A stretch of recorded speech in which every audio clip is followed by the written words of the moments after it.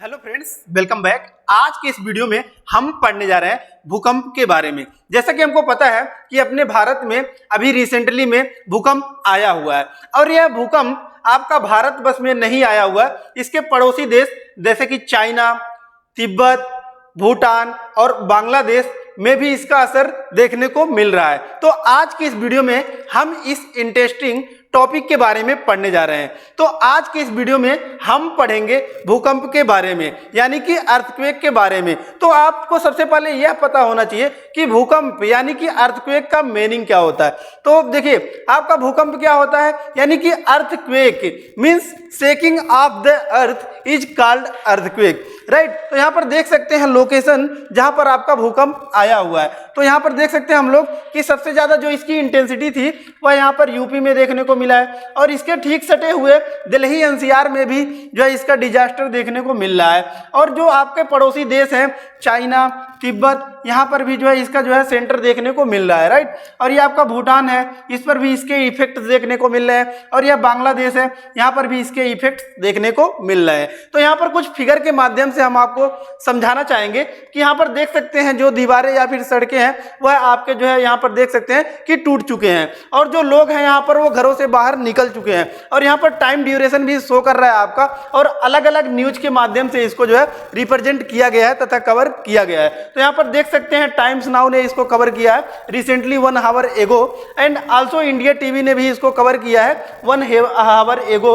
And Amar Ujala जो कि आपका फेमस एक चैनल है उसने भी इसको कवर किया है। तो आज के इस वीडियो में हम इसी भूकंप के बारे में पढ़ने जा रहे हैं। तो सबसे पहले हमको ये पता होना चाहिए कि भूकंप जो आता है उसको मेजर कैसे किया जाता है। तो देखिए, आपके दो इंस्ट्रूमेंट्स होते हैं जिससे इसको मेजर किया जाता है। तो सबसे पहला जो इंस्ट्रूमेंट होता है आपका वह क्या है, आपका सिस्मोग्राफ। तो अब आपके मन में यह क्वेश्चन आ रहा होगा कि मीन्स जो है दो इंस्ट्रूमेंट कैसे यूज किए जाते हैं इसको मेजर करने के लिए। तो देखिए, इसमें डिफरेंस क्या होता है कि सिस्मोग्राफ जो होता है आपका वह क्या करता है कि मीन्स ये किसको मेजर करता है, shaking of the earth, right. यानी कि अर्थक्वेक के कारण जो आपका धरती होता है वह शेक करता है, उसको कौन मेजर करता है, सिस्मोग्राफ मेजर करता है, राइट। और उसकी कितनी इंटेंसिटी होती है, मैग्नीट्यूड होता है, उसको कौन मेजर करता है, आपका रेक्टर स्केल जो है इसको मेजर करता है, राइट। तो जो हमने जो है अपनी बताया है कि इसकी इंटेंसिटी कितनी थी 5.9, इसको कौन मेजर किया, रिक्टर स्केल मेजर किया है, राइट। तो अब जो है इसके बारे में हम डीप में समझेंगे कि अर्थक्वेक आते कैसे हैं। तो चलिए अब समझते हैं हम लोग कि अर्थक्वेक कैसे आते हैं। तो देखिए, आपका यह क्या है, आपका यह है आपका अर्थ है, राइट। यह क्या आपका अर्थ है। तो देखिए, अब अर्थक्वेक आता कैसे है। तो देखिए, जब अर्थ है आपका तो इसके अंदर से क्या होती है, एनर्जी रिलीज आती है, राइट। तो अगर कोई भी क्वेश्चन आपसे पूछता है कि अर्थक्वेक क्यों आता है, कि अर्थक्वेक क्यों आता है, यानी कि भूकंप जो है आपका वह क्यों आता है, अगर कोई क्वेश्चन पूछता है तो आपका आंसर क्या होता है कि release of energy, due to release of energy. Energy जब आपकी रिलीज होती है इसी के कारण क्या होता है, आपका अर्थक्वेक आता है। अब देखिए, और जब रिलीज होती है एनर्जी तो यह भी आपका जो वेव होता है यह दो माध्यम से इसको जो है ट्रेवल करता है। एक को बोलते हैं हम लोग क्या, बॉडी वेव। क्या बोलते हैं, बॉडी वेव। देखिए, एक को बोलते हैं हम लोग बॉडी वेव। और बॉडी वेव क्या होता है आपका कि मीन्स जब यही एनर्जी जो रिलीज होती है आपकी, मीन्स यहाँ से क्या हुआ, आपका एनर्जी रिलीज हुआ और यह ट्रेवल कर रहा है, राइट, ट्रेवल कर रहा है। और जब यह क्या होता है कि सरफेस के अंदर ही रहता है तो इसी को हम लोग क्या बोलते हैं, बॉडी वेव बोलते हैं। और यही जब सरफेस से टकरा जाता है तो इसी को हम लोग क्या बोलते हैं, सरफेस वेव बोलते हैं, राइट। तो इस प्रकार से क्या आता है, आपका भूकंप आता है कि मीन्स यहाँ से एनर्जी रिलीज हुआ और जब यही अर्थ के अंदर ही जब क्या करता है, मूवमेंट करता है तो इसी को हम लोग क्या बोलते हैं, बॉडी वेव बोलते हैं। और यही जब अर्थ के सरफेस पर टकरा जाता है तो इसी को हम लोग क्या बोलते हैं, सरफेस वेव बोलते हैं, राइट। तो देखिए, अब आपके मन में क्वेश्चन आ रहा होगा कि मीन्स जहां से एनर्जी रिलीज होती है उसको क्या बोलते हैं। तो इसी को हम लोग क्या एक नाम देते हैं, इसी को क्या बोलते हैं हम लोग, फोकस बोलते हैं। क्या बोलते हैं, फोकस, राइट। और इसी का एक सेकंड नाम भी होता है आपका, क्या बोलते हैं, हाइपोसेंटर। क्या नाम होता है आपका, हाइपोसेंटर।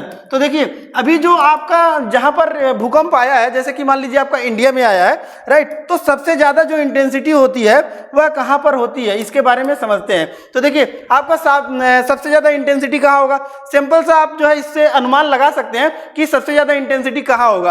कि मींस देखिए ये आपका क्या है, सेंटर हो गया, सेंटर फोकस हो गया, तो यहां से एनर्जी रिलीज हुआ, तो सबसे पहले जो है अर्थ के सरफेस पर जहां पर पहुंचती है वहीं पर सबसे ज्यादा इसकी क्या होती है, इंटेंसिटी होती है, राइट। और इसको एक जो है स्पेशल नेम दिया जाता है, इसको क्या बोलते हैं हम लोग, एपी सेंटर बोलते हैं, एक स्पेशल नाम से जानते हैं, AP centre, AP centre, right. तो देखिए अब आपका क्लियर हो गया कि मींस अर्थक्वेक क्यों आता है, earthquake due to release of energy, earthquake क्यों आता है, एनर्जी के रिलीज के कारण होता है। और सबसे ज्यादा जो आपका क्या होगा, डिस्ट्रक्शन होगा, वो कहां पे होगा, आपका एपी सेंटर पे होगा। क्यों होगा, क्योंकि देखिए सबसे जो पहले रिलीज हुआ एनर्जी वह सबसे पहले अर्थ के सरफेस पे कहां पहुंच रहा है, एपी सेंटर पर ही पहुंच रहा है, राइट। तो देखिए अब आज के बाद आपका पूरा कॉन्सेप्ट क्लियर होना चाहिए कि मींस सबसे ज्यादा जो डिस्ट्रक्शन देखा जाता है अर्थक्वेक के कारण, देखिए अर्थक्वेक का जो आपका कहर होता है वो तो काफी लार्ज अमाउंट पर होता है, लेकिन सबसे ज्यादा जहां पर देखे जाता है वहीं पर क्या होता है, उसका एक फोकस होता है, राइट। उसी को हम लोग क्या बोलते हैं, हाइपोसेंटर बोलते हैं। और वहीं पर जो आपका सरफेस पर जहां पर या इसका कहर देखने को मिलता है उसी को हम लोग क्या बोलते हैं, एपी सेंटर बोलते हैं, राइट। तो देखिए यानी कि सबसे ज्यादा जहां पर डिस्ट्रक्शन हुआ है वहीं पर आपका क्या होगा कि मींस वहीं से एनर्जी क्या हुआ, रिलीज हुआ है, राइट। तो इस प्रकार से हमने पूरे कॉन्सेप्ट को समझ लिया कि अर्थक्वेक क्यों आते हैं, राइट। तो इतने डीप में हमने समझा कि अर्थक्वेक क्यों आता है। अब ये तो हमने समझ लिया कि अर्थक्वेक क्यों आते हैं, कैसे आते हैं, तथा इसको कैसे मेजर किया जाता है। अब एक कॉन्सेप्ट आता है आपका कि मींस अर्थक्वेक आ गया, अब इससे बचाव के क्या क्या तरीके हो सकते हैं, इसके बारे में हम लोग समझते हैं। तो देखिए बचाव के क्या क्या तरीके हो सकते हैं। अगर हम घरों में हैं तो घरों से बाहर निकल जाएं, क्योंकि देखिए जो बिल्डिंग्स होते हैं उसको गिरने का खतरा रहता है। और दूसरा चीज हम लोग क्या कर सकते हैं कि मींस अगर हम लोग कहाँ पे खड़े हैं कि पेड़ पौधे के पास खड़े हैं तो पेड़ पौधे भी गिरने का खतरा रहता है, तो वहां से हम लोग क्या कर सकते हैं, एक प्लेन एरिया में जा सकते हैं, राइट। और एक आपका जो है बार बार क्वेश्चन भी पूछा जाता है कि अगर हम लोग व्हीकल्स में है, राइट, यानी तो व्हीकल्स में है, जैसे कि कार में है, तो उसको क्या करना चाहिए, हमको कार के नीचे चले जाना चाहिए। या फिर अगर हम लोग घर में है, बहुत ऊंचे बिल्डिंग में है, तो हमको क्या करना चाहिए कि अलमारी वगैरह जो है उसके कोने में या फिर किसी बिल्डिंग के कॉर्नर में हमेशा खड़ा होना चाहिए। बिल्डिंग के कॉर्नर में क्यों खड़ा होना चाहिए, क्योंकि देखिए अगर बिल्डिंग गिरता भी है तो क्या होता है कि जो आपके पिलर्स होते हैं वो इसको क्या करते हैं, एक सेफ्टी प्रदान करते हैं। और सबसे जो कम डिस्ट्रक्शन होता है किसी भी बिल्डिंग में वह किसी कॉर्नर पर होता है। इसीलिए बार बार आपको बताया जाता है कि हमको जब अगर बिल्डिंग में है, मान लीजिए नहीं निकल पा रहे हैं, तो हमको उस कॉर्नर में खड़ा हो जाना चाहिए। तो इस प्रकार से हमने जो है अर्थक्वेक के पूरे एक निचोड़ के तरह से पूरे अच्छे तरीके से समझ लिया, और इसके क्या क्या बचाव हो सकते हैं इसके बारे में भी हमने समझ लिया, राइट। तो धन्यवाद दोस्तों, वीडियो में अंत तक बने रहने के लिए। वीडियो को लाइक कीजिए, चैनल को सब्सक्राइब कीजिए तथा ज्यादा से ज्यादा लोगों को शेयर कीजिए। मिलते हैं नेक्स्ट वीडियो में नेक्स्ट लेक्चर के साथ, तब तक के लिए धन्यवाद।